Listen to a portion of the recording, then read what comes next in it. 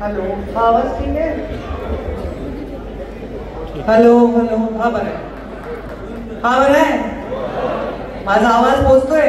हे काय आज राज्यस्तरीय ब्राह्मण ऐक्य परिषदेला माझ्या वैद्यनाथाच्या नगरीमध्ये परळी येथे होऊ घातलेल्या या परिषदेमध्ये मंचावर विराजमान या जिल्ह्याचे पालकमंत्री माझे बंधू धनंजय मुंडे, मंचावर विराजमान परमपूज्य सुधीरदास जी महंत, काळाराम मंदिरातून त्यांनी अगदी आता परवा मोदीजींची पूजा सुद्धा आपण सर्वांनी पाहिले, तेव्हा पूजा संतांना आपण त्यांना पाहिलं असेल. परमपूज्य अमृताश्रम स्वामी महाराज विनायक महाराज गोलंबरीकर, मंचावर विराजमान आमची आमदार, एकदम गोड अशी आमची आमदार आहे, माझी फार लाडकी आमदार आहे नमिता मुंदडा, कीर्ती चितळेजी, मंचावर विराजमान रामभाऊ कुलकर्णी, मोहन दादेजी, ज्यांना आपण पंचांग आपण ज्यांच्याशिवाय आपला दिवसच सुरू होत नाही म्हणायला हरकत नाही, आणि त्यांना पुरस्कार देण्याचा योग येणं म्हणजे माझं पंचांग ठीक होईल असं दिसतंय मला. तर ते पुरस्कार विजेते आहेत. आणि माझे पालक, जेव्हा मी हॉस्टेलमध्ये होते 2 महिन्यासाठी, तेव्हा माझे ते पालक होते आणि विवेक देशपांडेजी, माझ्यावर कधी कोणी पुस्तक लिहिलं तर नक्की तुमचं एक पान त्याच्यात असेल असं दिसतंय. मंचावर ज्यांनी आता अजून एक प्रेरणा पुरस्कार घेतला, मंजुषा कुलकर्णीजी, उज्ज्वलाजी शर्मा, त्यांना सुद्धा प्रेरणा पुरस्कार मिळालेला आहे. सुशील कुलकर्णीने आले का? मग दिसलं कसं नाही आम्हाला? अच्छा अच्छा. आणि एक आपल्याच मातीतला एक व्यक्ती अनेक संकटांना सामोरं जाऊन आज प्रत्येक जण काही अनालाइज करायचं तर ज्यांना फॉलो करतो तो आमचा सुशील कुलकर्णी, आणि ॲडव्होकेट कालिदासजी ठिगे, पप्पू कुलकर्णी, आमचा शैलेश, आणि ज्यांनी या कार्यक्रमाचं आयोजन करण्यामध्ये पुढाकार घेतला इतर सर्वांच्या समवेत.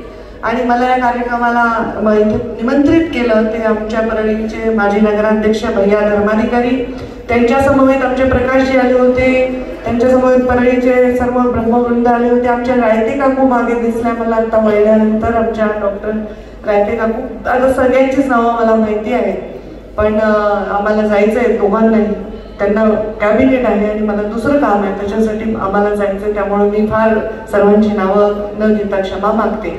आणि समोर उपस्थित ज्यांनी ब्राह्मण ऐक्याची शपथ घेतली आहे ती सगळी वडीलधारी मंडळी, युवा बांधव, आणि प्रत्येक कार्यक्रमामध्ये सौंदर्य आणि सात्विकता ज्यांच्यामुळे येते त्या माझ्या माता भगिनींनो.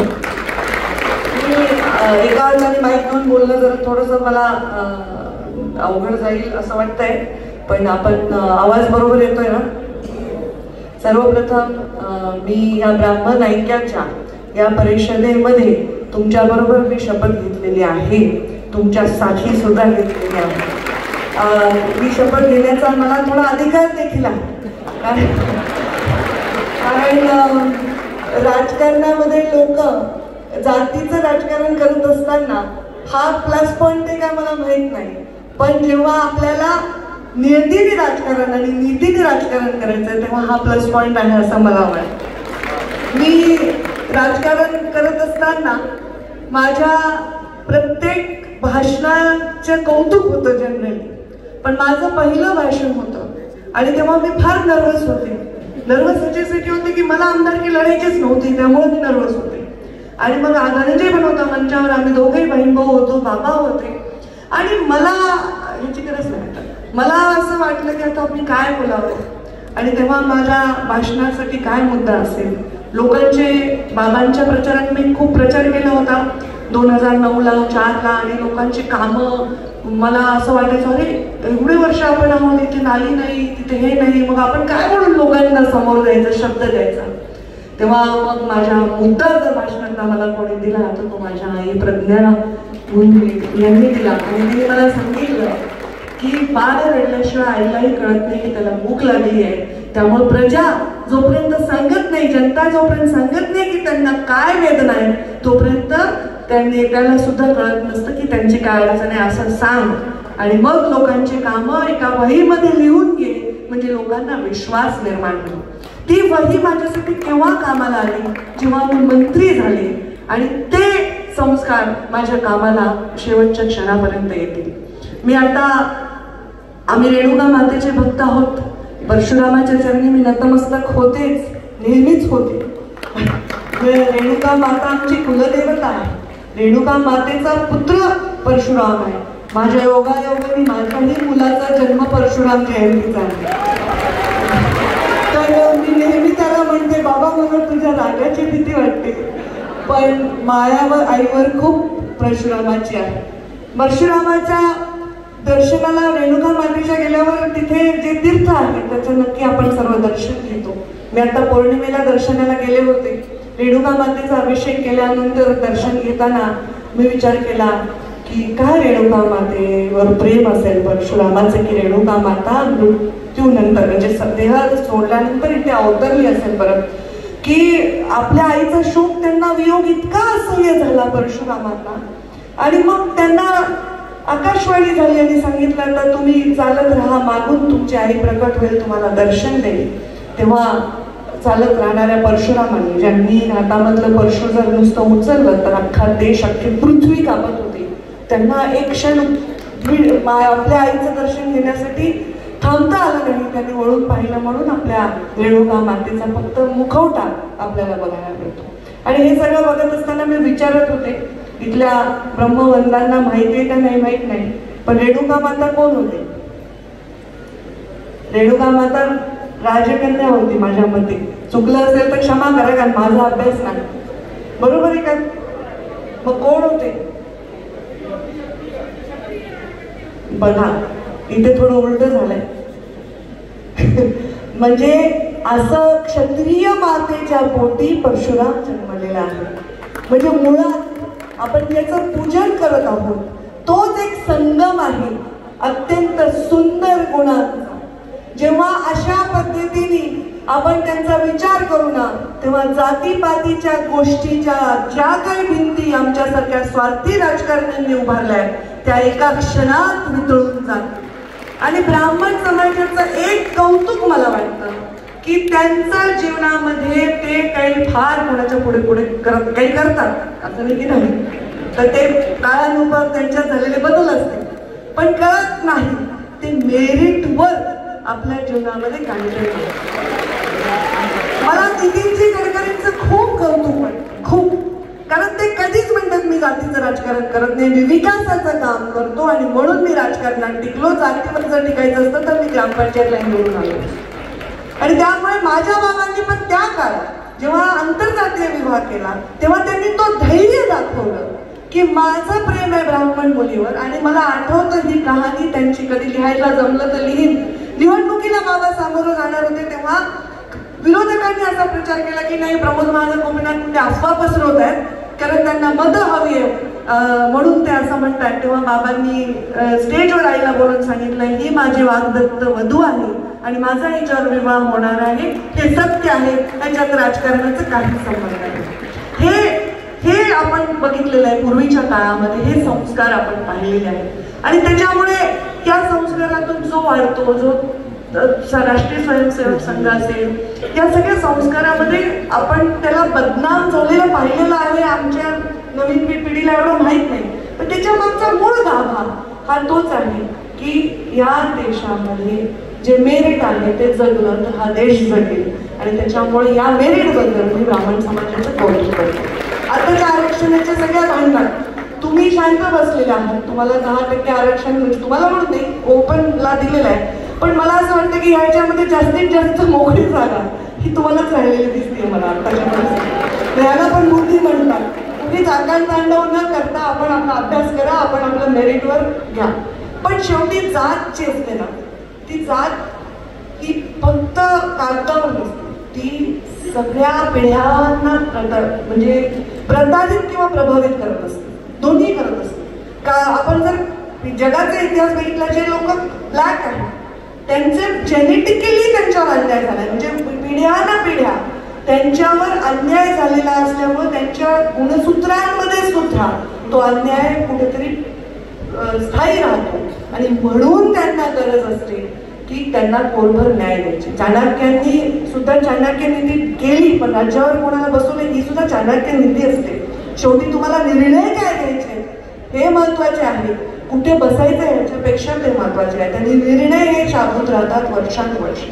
आता मध्यंतरीच्या काळात, कर्मकांडाच्या काळात ब्राह्मण समाजाच्या बद्दल विनाकारण एक लोकांच्या मनामध्ये असूया, राग, द्वेष निर्माण झाला आणि त्या काळातला तो सत्यता देखील. पण परत आता काळ बदललेला आहे. माझं एकच चिंता आहे की आपल्या देशातला ब्राह्मण, खास करून शहरातला ब्राह्मण, त्याचं फार ब्रेन ड्रेन होत आहे. तुम्ही जर बाहेर देशात पाहिलं तर बरेच ब्राह्मण, आता पुण्यामध्ये तर 99% मला वाटतं की माझ्या ओळखीतले जेवढ्या फॅमिली आहेत त्यांची मुलं बाहेरच येतात. तर हे इक्वल संधी न मिळाल्यामुळे आपल्याला अडचणी निर्माण झाल्यामुळे लोक कदाचित देशातून गेले तर मग फार कठीण परिस्थिती निर्माण होईल आणि त्याच्यामुळे ती होऊ नये याच्यासाठी नक्कीच ब्राह्मण समाजाला आर्थिक विकास महामंडळाची गरज आहे. कारण मेरिट जरी असलं एखादं बाळ तंदुरुस्त जरी जन्मलंय, नशिबाने ब्राह्मणाच्या पोटी जन्मलाय, त्याला कुठली प्रतारणा समाजात जरी सहन करावी लागली नसेल, त्याला कुठलाही त्रास जरी पिढ्या नसेल, पण आज त्याची आर्थिक परिस्थिती काय आहे आणि त्याच्यामुळे त्याला जर जे शक्य ते नाही मिळत असेल तर त्या आर्थिक विकास महामंडळाची नक्कीच गरज आहे. त्याला माझं संपूर्णपणे समर्थन आहे. पण आता निर्णय घेणारा सरकार आहे आणि भाऊ माझा मंत्रिमंडळात आहे, त्यामुळे मी त्यांना म्हणेन की देवेंद्र फडणवीस जे आमचे मुख्य पक्षाचे प्रमुख आहेत तेही ब्राह्मण समाजातील असल्यामुळे त्यांनी ब्राह्मण, कारण ज्या आपण समाजात आहोत ना त्यांच्या मागण्या दुर्लक्षित करणं म्हणजे नाही, त्यांच्या मागण्या ओन केल्या पाहिजे, त्यांच्या दुःखात साहस झालं पाहिजे. आपण झालो तर 10 लोक आणखी निर्माण झाले पाहिजे. हे कर्तव्य असल्यामुळे नक्की ते करतील असा मला विश्वास आहे. आणि मंत्रिमंडळातून अशा प्रकारे महामंडळ जर केलं तर त्याच्याबद्दल मी मनापासून माझं समर्थन देखील आणि कौतुक देखील व्यक्त करते. फक्त ते राजकारणाचं हे नसायला पाहिजे मंच परत, कारण महामंडळ सुद्धा पुन्हा कुठेतरी राजकारणाचाच मंच होऊन जातात. त्याच्यामध्ये सामान्य माणसापर्यंत ते पोचला पाहिजे आशीर्वाद, अशी भावना माझ्या मनामध्ये आहे. आपण सर्वजण इथे मला जो सन्मान दिला त्याच्यामुळे मी आपल्या सर्वांचा आभारही व्यक्त करते. धनंजयला कॅबिनेटला पोचायचं असल्यामुळे मला मी तिकडे बघते, त्याचे इशारे मला कळले ना ते पाहिजे तर त्याच्यामुळे मी फार आपला वेळ घेणार नाही. एवढंच सांगेन कि इत्र से कपड़ों को महकाना कोई बड़ी बात नहीं, मजा तो तब है जब खुशबू किरदार से आए. आणि ब्राह्मण समाजाचा विषय असा म्हणताना मला किंचितही माझ्या मनामध्ये कुठेही एक प्रश्न निर्माण होत नाही. माझ्या जीवनामध्ये, माझ्या पालन पोषणामध्ये, माझ्या संघर्षातल्या माझ्या सात्विकतेला टिकवून धरण्यामध्ये, नियमांचं पालन करण्यामध्ये, कुठलेही कधी असत्य न बोलता सत्याचा निर्भीडपणे सामोरं जाण्यामध्ये माझ्या वडिलांच्या गुणांचा जेवढा मला आधार आहे तेवढंच माझ्या मातेचेही संस्कार आहेत असं माझ्या हेच उलट असलं तरीही तेवढाच सन्मान दिला पाहिजे. फक्त आता ब्राह्मण समाजाचा एक प्रॉब्लेम आहे की पूर्वीच्या काळामध्ये असं होतं की ब्राह्मण म्हणजे ते दुसऱ्यांना वाटायचं की आम्ही काहीतरी कमी आहे, पण आता उलट झालंय की कोणालाही शिवी द्यायची असेल तर पटकन जाऊन हे ब्राह्मण आहे, हे अमुक आहे, लोक घाबरत नाही बोलायला. का तर मग यांच्यात एकही नाहीये, हे काय आमच्यावर कुठल्या प्रकारे कायद्याने कारवाई नाही करू शकत. ती भावना समाजामध्ये आहे. मला बोलून दाखवली, जे पत्रिका द्यायला आले होते त्यांनी पण बोलून दाखवली. तर तोही प्रोटेक्शन त्यांना नक्कीच मिळालं पाहिजे की तुम्ही काहीतरी तुम्हाला काय बोलणं वाटेल असं तर कोणत्याही समाजाला नाही बोललं पाहिजे, कोणीही नाही बोललं पाहिजे. आणि आपण मागे बघून पिढ्या त्यांनी तेव्हा काय केलं होतं 1600च्या शतकात आणि 1500च्या शतकात, त्याचा बदला आत्ता घेण्यात काही पॉईंट नाही. आमच्या छत्रपती शिवाजी महाराजांच्या पुतळ्याचं आपण नेहमी पूजन करतो, प्रतिमेचं पूजन करतो. छत्रपती शिवरायांचा सुद्धा संदेश काय, मला तर वाटतं ते योग पुरुष होते, त्यांच्यामध्ये दैवी अंश होताच, त्याच्याशिवाय भवानीने तलवार त्यांच्या हातात दिल्याचं आपण ऐकतो. त्यामुळेच त्यांनी एवढ्या मोठ्या प्रस्थापितांविरुद्ध लढले, सर्वांना सोबत घेतलं, पेशव्यांना पुण्यावर बसवलं, मग त्यांनी कुठपर्यंत मजल मारली त्याचा सुद्धा इतिहास आहे. त्याच्यामुळे सगळ्यांना, मल्हार गावकर असतील, पेशवे असतील, सगळ्यांना सोबत घेऊन, अगदी मुस्लिम सुद्धा त्यांचे किल्ल्याला राखणारे होते. हे संकल्प फार महत्वाचा आहे आणि तो संकल्प कोणी घेऊ शकत असेल तर तो ब्राह्मण घेऊ शकतो असा मला विश्वास आहे. आपण सर्व स्वतःच्या ऐक्याबरोबर समाजातील वंचितांना, पीडितांना, दलितांना, दुःखी लोकांना सुद्धा नक्कीच आपण सोबत घेऊन जायला पाहिजे. हा सुद्धा त्याच्यामध्ये संकल्प या निमित्ताने आपण करावा. तुमच्या प्रत्येक संकल्पामध्ये, तुमच्या प्रत्येक जे काही तुम्ही महायज्ञ उभे करता त्याच्यात माझे हक्काचे आहे ते ग्रहित धरावे असं या निमित्ताने सांगते. असंच प्रेम, असंच सन्मान आपल्याकडून मला मिळवावे, माझ्याकडून आपल्याला मिळावं, असंच आपलं नातं व्हावं एवढीच या निमित्ताने मी माझी भावना व्यक्त करते. धन्यवाद. जय जय महाराष्ट्र. छत्रपती शिवाजी महाराज की. परशुराम काय म्हणायचं? जय परशुराम, जय श्रीराम. मनस्वी आभार ताई.